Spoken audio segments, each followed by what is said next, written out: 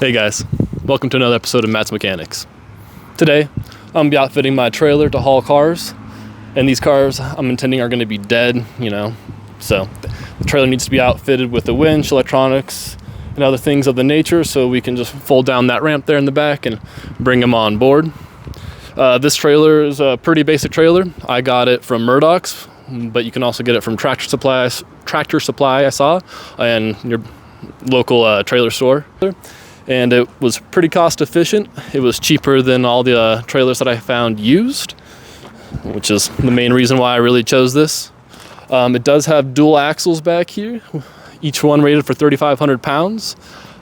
So realistically, it's good for about 5,000 to 5,500 pounds.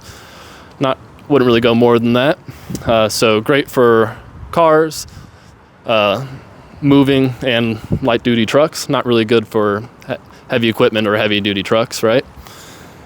Another reason I went with this trailer is because these sides here do fold down. Has pins so that they can completely come off if needed, and you can just throw them on underneath the car. I always carry ratchet straps with me anyway. There's only two places I found that had all the equipment needed in one place. That would be Harbor Freight and Amazon. Amazon didn't have next day delivery of most of this stuff, and I kind of wanted to do this project today. So I'll be heading to Harbor Freight to see if they have everything that I need. Both the price points were similar, so yeah, let's get going.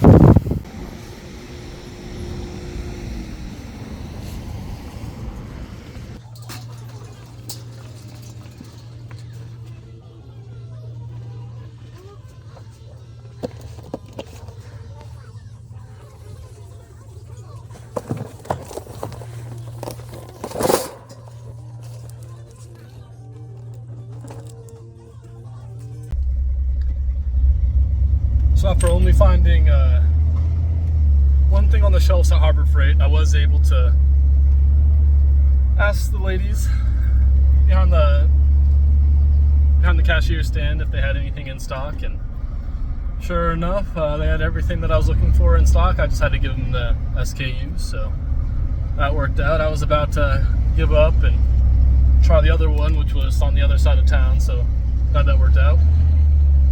Never know with Harbor Freight. Especially with that one. That one's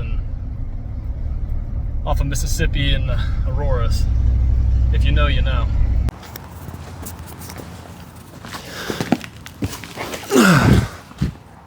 Alrighty. Now that we're back, I'm just going to do a quick unboxing of everything, see what everything came with. And while you guys weren't looking, I did stop and pick up a battery as well. I'll get more into that later. But let's get started here.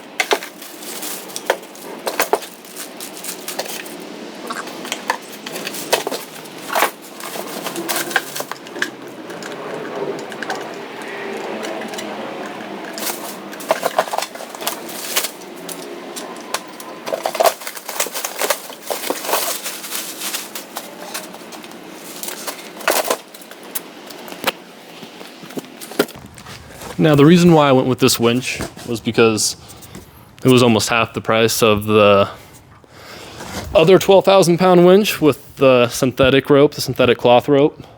Now, this winch isn't going to be going out into the wilderness doing anything crazy. It's pretty much just going to be going in a straight line its whole life, so a wire rope is way more than needed, or I don't need anything crazy like synthetic rope.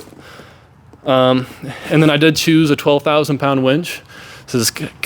It's kind of like the trailer, and even though it's rated for 12,000 pounds, you realistically only want to be winching up to like 5,000 to 6,000 pounds with it. So this would be perfect for exactly what the trailer is rated for. Next up is our 10-watt solar trickle charger. Now this is going to be powering the battery or charging the battery, and it does have an auto cutoff, so it won't overcharge the battery. It'll just keep it at a good rating its whole life, and provided I'm not using the winch too much in a week. It should never run out of battery on the trailer. Let's see if I can get this thing open here.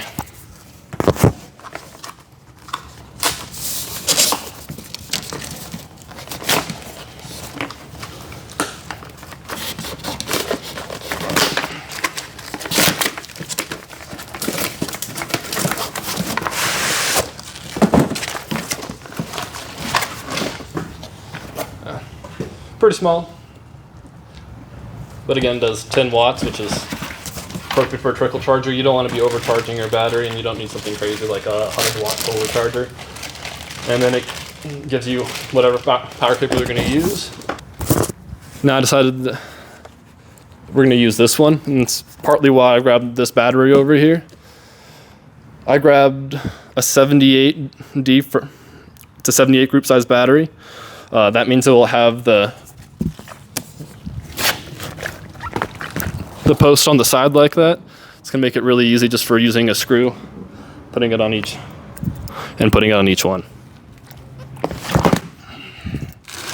The battery itself was $115 from Die Hard, and has a 1-year warranty. But for the other ones that had a 1-year warranty, it also has the highest cold cranking amps and the highest reserve capacity, so it was a pretty good bang for your buck.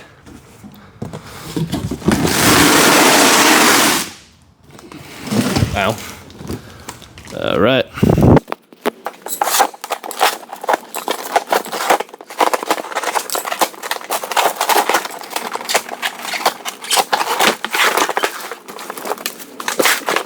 So this one is really just a plate. They didn't give you any extra hardware or anything fancy like that, but this is a plate that does actually come with this. It says it's a universal plate, but they're both Badlands, and this is the 12,000 pound plate.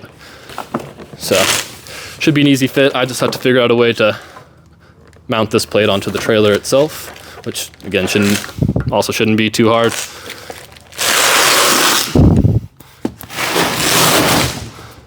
Last thing here.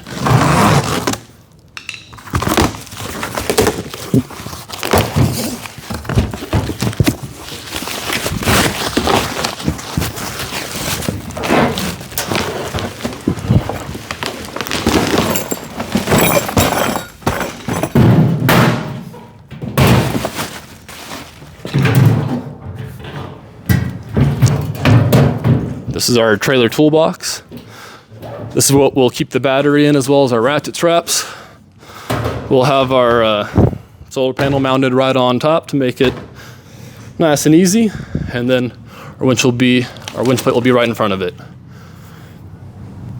Let's go figure out how we're gonna mount up and install everything.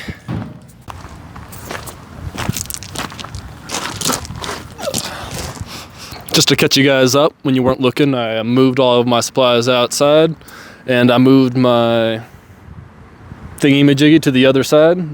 That's the jack. Yeah, I moved the jack to the other side because there wasn't enough room to fit it over here with the toolbox, and I couldn't move it up because that has a little electrical box right here. So, yeah, kind of inconvenient to move to the other side, but whatever. Let's put this thing together.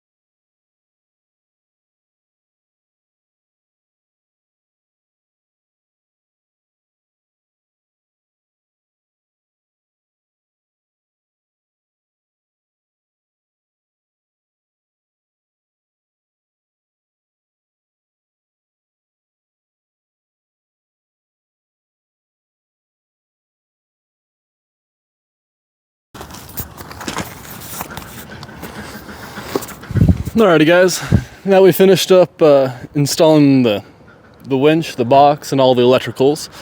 I'm gonna prep the wood boards of the trailer so that they're ready to handle any fluids or dirt or anything else that the roads might throw at them. I like to treat my wood boards with used car oil, mostly because that's what's gonna be dripping down on it when you are hauling cars, so won't show any of those stains, and then it does act as a good protecting varnish, as well as it being free and somewhat environmentally friendly because you're reducing, reusing, and recycling, right? So, another couple of notes. If I was going to do this in the future, I would probably get a trailer that's 2 feet longer, or I would weld my winch here just farther up on the tongue. I didn't want to do that because I didn't want to have the box sitting too far forward.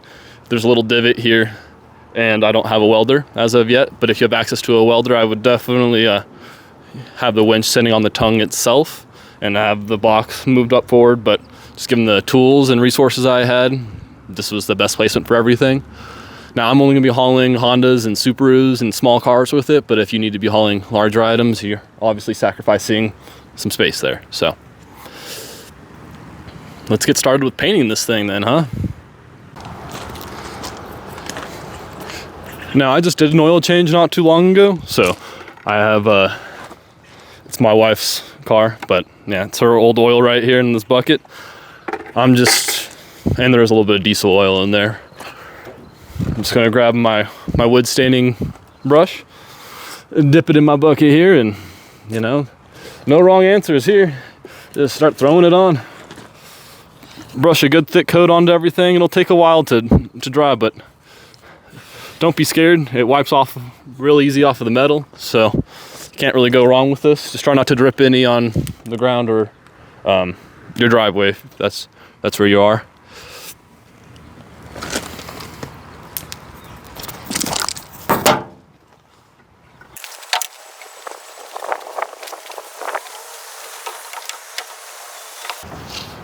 Now I didn't worry about cleaning it up beforehand, mostly because of the oil and it's half dirt anyway. All you're really doing is just kind of cementing that dirt into place. What you don't want though is your trailer to be wet at all. So do make sure that your trailer is completely dry before doing this. You don't want to coat any water into the wood.